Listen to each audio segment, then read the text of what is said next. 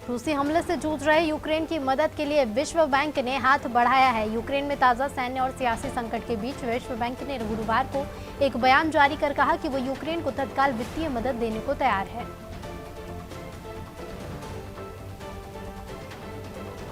रूस यूक्रेन की लड़ाई गंभीर हो गई है। रूसी सेना द्वारा यूक्रेन पर किए गए हमले में बहुत से लोग अपनी जान को गंवा चुके हैं। यूक्रेन के राष्ट्रपति का कहना है कि रूस के हमले में अब तक 137 लोग मारे जा चुके हैं।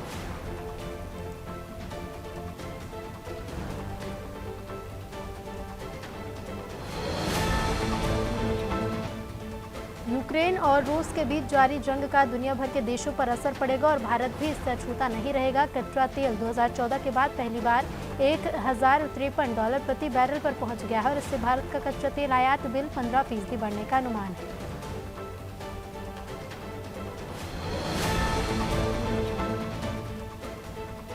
पाक की इस्लामी पार्टी जेआई की किसान शाखा ने उर्वरकों की बढ़ती कीमतों को लेकर इमरान खान सरकार के खिलाफ विरोध प्रदर्शन तेज कर दिए हैं। छोटे किसानों का प्रतिनिधित्व करने वाली संस्था केबीपी के क्षेत्रीय अध्यक्ष चौधरी शौकत ने कहा कि उर्वरक महंगे और अनुपलब्ध हो गए हैं। राष्ट्रपति पुतिन ने सैन्य कार्रवाई के आदेश के बाद रूस ने यूक्रेन पर ताबड़तोड़ मिसाइल हमले शुरू कर दिए हैं। इस बीच अमेरिकी राष्ट्रपति जो बाइडेन ने व्हाइट हाउस से राष्ट्र को संबोधित किया। अपने संबोधन में बाइडेन ने कहा कि रूसी राष्ट्रपति व्लादिमीर पुतिन की आक्रामकता रूस को महंगी पड़ेगी।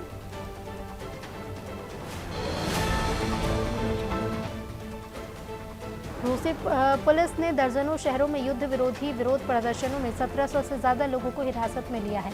राष्ट्रपति व्लादिमीर पुतिन ने यूक्रेन पर आक्रमण करने के लिए सैनिकों को भेजने के बाद हजारों लोग सड़कों पर उतर आए हैं।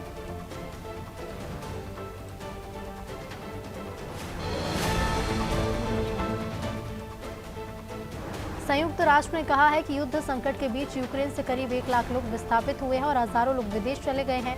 संयुक्त राष्ट्र शरणार्थी एजेंसी ने यूक्रेन में तेजी से बिगड़ती स्थिति की चेतावनी दी क्योंकि लोग सुरक्षा की तलाश में अपने घरों से भाग रहे हैं।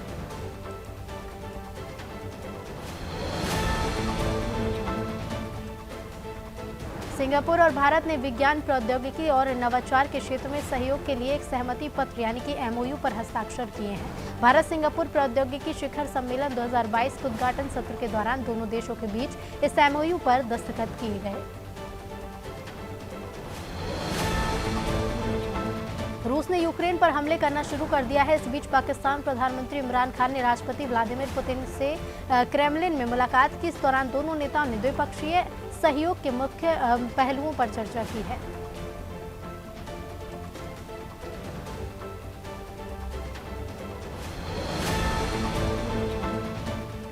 यूक्रेन पर हमले के बाद राष्ट्रपति जो बाइडेन ने रूस के खिलाफ नए आर्थिक प्रतिबंधों की घोषणा की।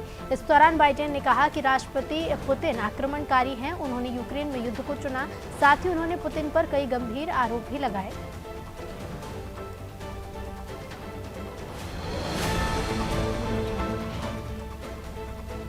पाकिस्तान की एक अदालत ने पूर्व राजनयिक की बेटी की बेरहमी से हत्या के मामले में गुरुवार को एक उद्योगपति के बेटे को मौत की सजा सुनाई। पिछले साल शादी से मना करने पर 30 वर्षीय जहीर जाफर ने पूर्व राजनयिक की बेटी नूर मुकादम की सिर काटकर हत्या कर दी थी।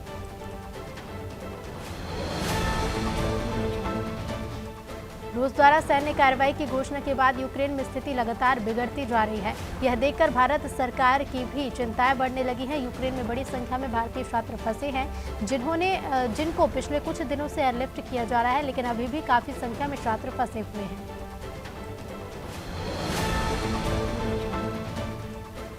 रूस के हमले में कई लोगों की मौत हो गई है। इसी बीच फेसबुक ने यूक्रेन के लोगों को अकाउंट लॉक करने की सलाह दी है। फेसबुक ने गुरुवार को कहा कि यूक्रेन में लोग सुरक्षा कारणों के चलते अपना फेसबुक अकाउंट लॉक कर सकते हैं।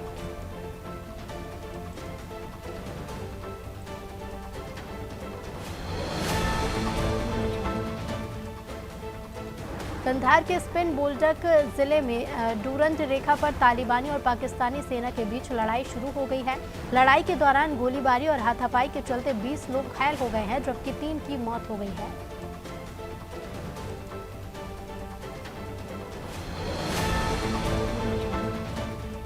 यूक्रेन पर हमले के खिलाफ रूस के अंदर ही विरोध की स्वर उठने लगे हैं। रूस की राजधानी मॉस्को समेत कई शहरों में लोग यूक्रेन पर युद्ध के खिलाफ प्रदर्शन कर रहे हैं।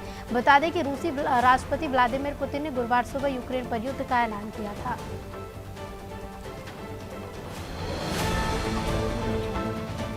यूक्रेन पर रूसी सेना के हमले के बाद वहां फंसे भारतीयों को निकालने के लिए विदेश मंत्रालय सक्रिय हो गया है। विदेश सचिव हर्षवर्धन श्रृंगला ने कहा कि हमारी प्राथमिकता यूक्रेन में फंसे भारतीयों की सुरक्षित वापसी है।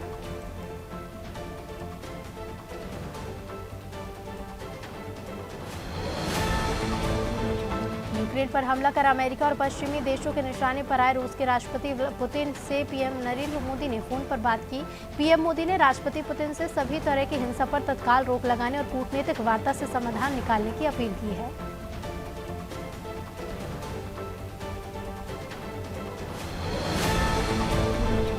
अमेरिकी राष्ट्रपति जो बाइडेन ने साफ कर दिया है कि नाटो या अमेरिका की सेना यूक्रेन युद्ध में शामिल नहीं होगी। हालांकि उन्होंने कहा कि नाटो के एक एक इंच भूमि की रक्षा की जाएगी। अमेरिकी राष्ट्रपति ने अपने देश को संबोधित करते हुए कहा कि रूस के राष्ट्रपति पुतिन हमलावर हैं।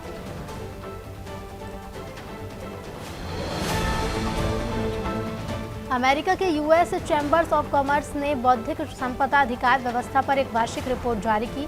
रिपोर्ट के अनुसार भारत ने अपने समग्र आईपी स्कोर में 38.4% में 38.6% तक सुधार किया है और देश अंतर्राष्ट्रीय बौद्धिक संपदा सूचकांक में 55 देशों में से 43वें स्थान पर है।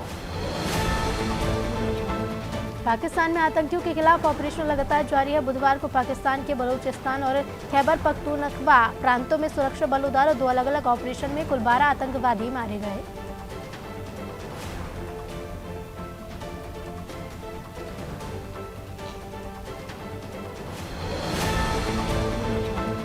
यूक्रेन पर रूसी हमले के बीच गुरुवार को चीन के 9 विमान एक बार फिर ताइवान की वायु सीमा में घुस आए।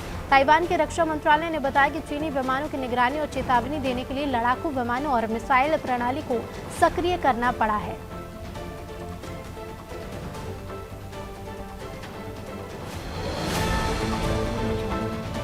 चीन ने गुरुवार को यूक्रेन पर रूस के कदम को आक्रमण करने से इनकार कर दिया है। चीन ने दोनों पक्षों से इस मसले के बातचीत के जरिए हल निकालने को कहा है और इसके साथ ही उसने सभी पक्षों से संयम बरतने का आग्रह किया है।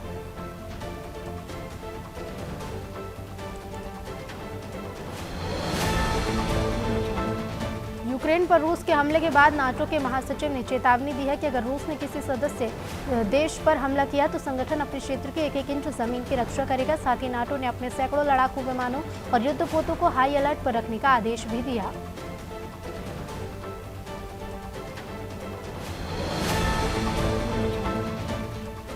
यूक्रेन पर रूस के हमले के मद्देनजर ईयू आपात कदम उठाते हुए सबसे कठोर और बेहद नुकसानदेह प्रतिबंध पैकेज को लागू करने की तैयारी में जुट गया है।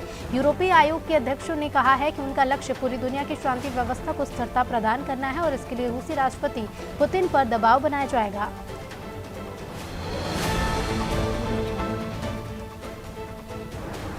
रूसी सेना पूर्वी यूक्रेन के अलावा कई क्षेत्रों में भारी बमबारी कर रही है। इसी बीच ब्रिटेन के प्रधानमंत्री बोरिस जॉनसन ने कहा है कि यूक्रेन पर रूस का हमला यूरोप के लिए एक तबाही है। हम इस मुश्किल वक्त में यूक्रेन के लोगों के साथ हैं।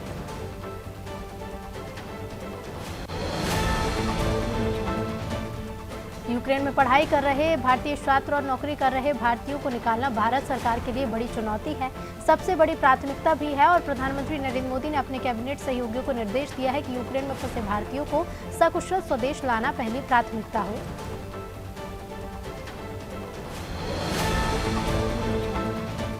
देश आज राष्ट्रीय युद्ध स्मारक की 3री वर्षगांठ मना रहा है। इस अवसर पर आज नौसेना प्रमुख एडमिरल आर हरि कुमार और वायुसेना प्रमुख air chief marshal B R. Chaudhary ने राष्ट्रीय युद्ध स्मारक पर श्रद्धांजलि अर्पित की है।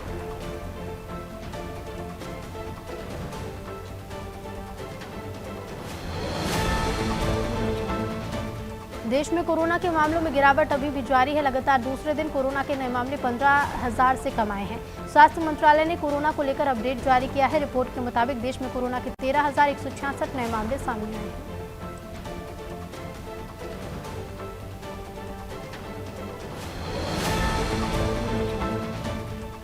कर्नाटक के गृह मंत्री अरागल ज्ञानेंद्र ने कहा है कि शिमोगा में बजरंग दल कार्यकर्ता की हत्या सुनियोजित तरीके से की गई थी। गिरफ्तार किए गए आरोपियों का आपराधिक इतिहास रहा है। ज्ञानेंद्र ने कहा कि आरोपियों ने लंबे समय से साजिश रच रखी थी।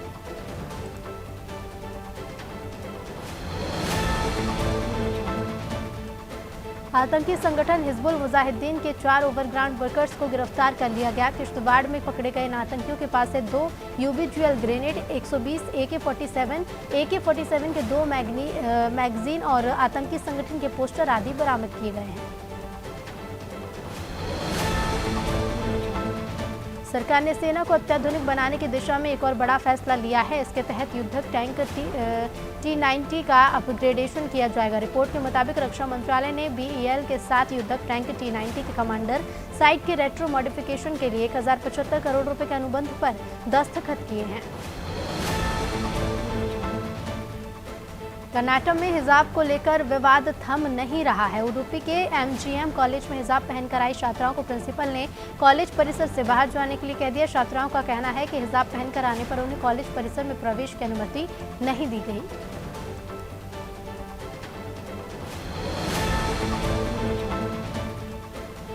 सीबीआई ने NSE को लोकेशन मामले में मुख्य आरोपी आनंद सुब्रमण्यम को गिरफ्तार किया है।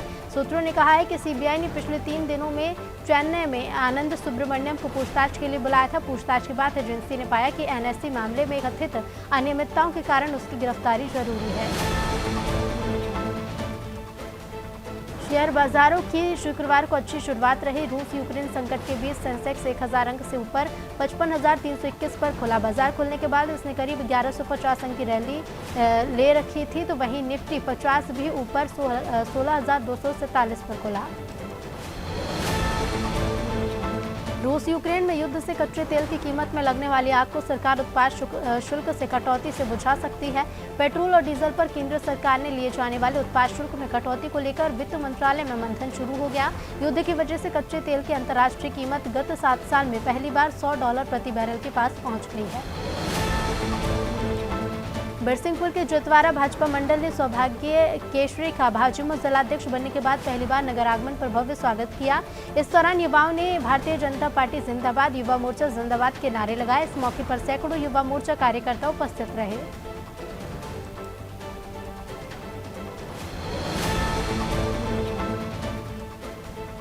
शासकीय महाविद्यालय बुधनी की NSS इकाई द्वारा ग्राम पीली करार में दहेज के खिलाफ जागरूकता रैली निकाली गई। साथ ही छात्र छात्राओं ने नुक्कड़ नाटक कर दहेज मुक्त समाज का संदेश दिया। इस अवसर पर महाविद्यालय से तरुण रावत, डॉक्टर संतोष कापसे सहित छात्र छात्राएं और ग्रामीण उपस्थित रहे।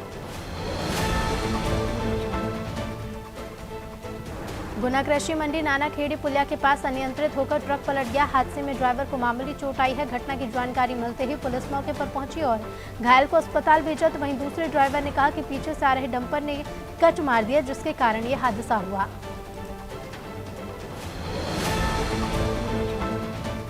ग्वालियर के बहुचर्चित फर्जी लोन घोटाले के मामले में 5 सालों से फरार चल रहे कैनरा बैंक के तत्कालीन मैनेजर सचिन सोनी को आखिरकार पुलिस ने गिरफ्तार कर लिया है। उसके खिलाफ आधा दर्जन धोखाधड़ी के मामले दर्ज हैं। बता दें कि 2016-17 में आरोपी ने फर्जी दस्तावेज बनाकर बैंक से तकरीबन 18 करोड़ का लोन निकाल लिया था।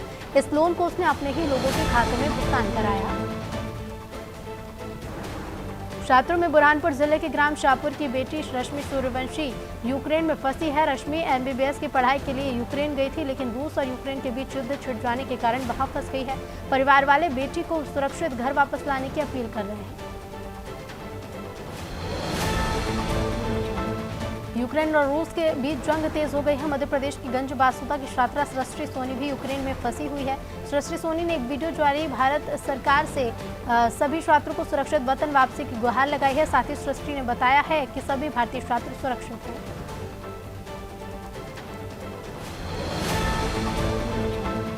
कई भारतीय यूक्रेन में फंस गए हैं। MP के भी कई छात्र छात्राएं हैं जो पढ़ाई के लिए यूक्रेन गए थे और अब वहीं फंस कर रह गए हैं। इसमें अशोकनगर की बेटी ऋषिका खंतेवाल भी शामिल है, जो हर घंटे वीडियो कॉल पर अपने परिजनों से बात कर रही है और वहां के हालातों के बारे में बता रही है।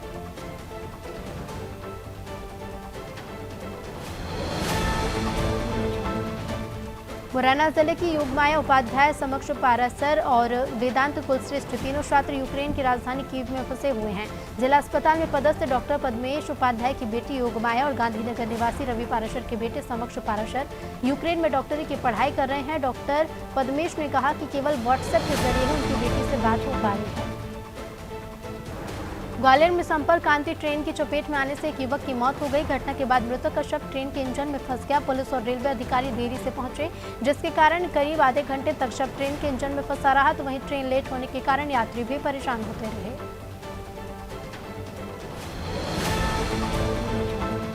रायसेन जिले के अब्दुल्लागंज से के गौहरगंज की धाम दूसर बीट में अवैध अतिक्रमण हटाने पहुंचे वन अमले पर अवैध कब्जाधारियों ने पथराव कर दिया। पथराव में 2 वन रक्षक घायल हुए हैं। घायलों को तुरंत अस्पताल में भर्ती करा दिया गया है।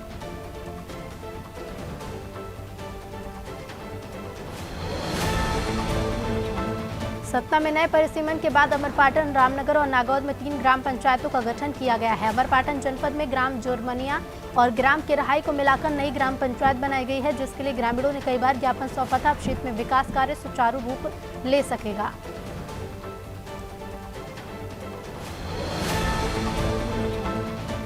भिंड में डकैत गिरोह के एक्टिव होने की अफवाह फैलाने वाले ग्रामीण को पुलिस ने गिरफ्तार कर लिया है। साथ ही उसके पास से अवैध हथियार बरामद किए हैं।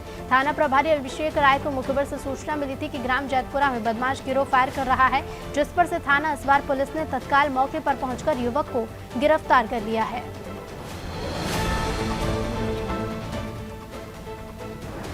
जनपद पंचायत हटा के रामपुरा गांव में ग्रामीणों ने पीएम आवास योजना का विरोध जताया है। ग्रामीणों ने पंचायत सचिव पर प्रधानमंत्री आवास के लिए रिश्वत का आरोप लगाया है। ग्रामीण ने बताया कि पीएम आवास योजना के लिए ग्राम पंचायत सचिव कृष्ण कुमार से संपर्क किया, तो बदले में उन्होंने 20,000 रुपए की मांग की। ग्रामीण ने एसडीओ को आवेदन देकर सरपंच सचिव पर उचित कार्रवाई की मांग की है। कोंडा गांव में अधिवक्ता संघ में रायगढ़ तहसीलदार द्वारा अधिवक्ताओं के विरुद्ध झूठा आपराधिक प्रकरण दर्ज करने को लेकर ज्ञापन सौंपा है। जिला अधिवक्ता संघ ने कड़ी कार्रवाई करने के लिए राज्यपाल और मुख्यमंत्री के नाम राज्य कलेक्टर को ज्ञापन सौंपा। इस दौरान सैकड़ों अधिवक्तागण उपस्थित रहे। और पिछले 3 दिन से रायगढ़ कलेक्टर और अधिवक्ता संघ के बीच चर्चा का दौर जारी है। कलेक्टर की ओर से तहसीलदार मामले में गिरफ्तार अधिवक्ताओं को रायगढ़ कोर्ट से जमानत दिलवाने का आश्वासन दिया गया था। इस मामले के 5वें कथित आरोपी अधिवक्ता की जमानत याचिका स्वीकार कर ली गई।